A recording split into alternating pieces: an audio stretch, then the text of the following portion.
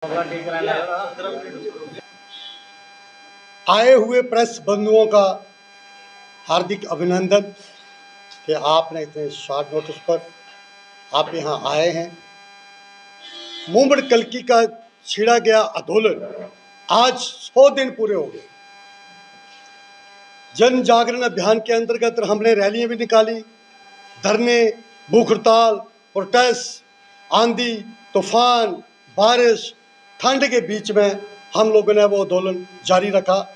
मैं सैल्यूट करता हूं कि आप लोगों ने भी कवरिंग की और मेरे जो मातृशक्ति और मेरे जो साथी बैठे हैं ये डट कर बैठे हैं और इस गौ माता के सम्मान के लिए सनातन धर्म का बोर्ड बने, उसके लिए मैं अपने सब साथियों का सबका अभिनंदन करता हूं।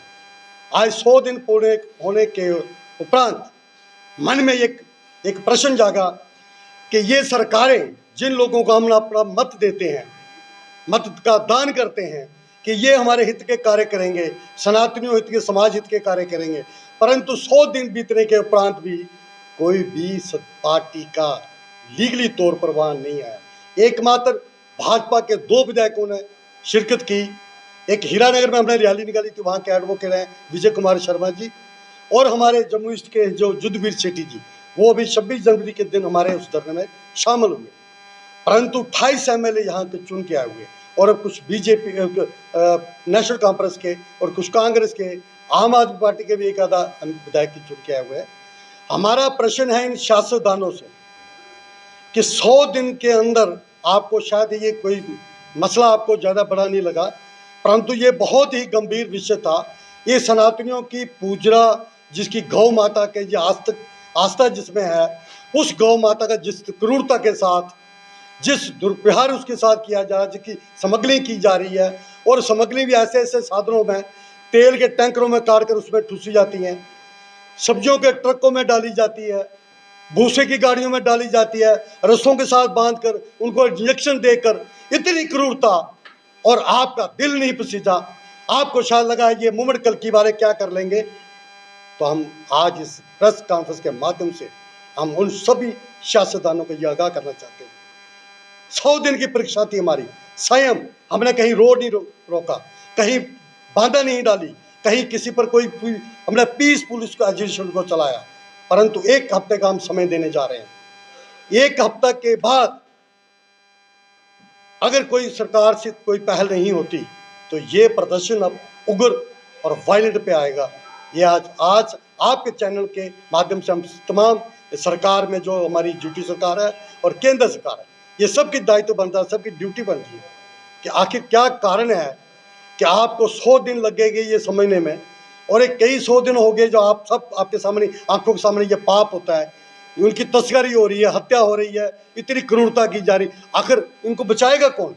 माननीय देश के प्रधानमंत्री और गृह मंत्री जी ने बहुत अच्छा कार्य किया, जो 370 हटाई, यहाँ का जो पुराने लॉ थे वो सारे हट गए, परंतु गौ माता के लिए एक कानून की आवश्यकता थी, शायद उनको इस पर ध्यान नहीं आया।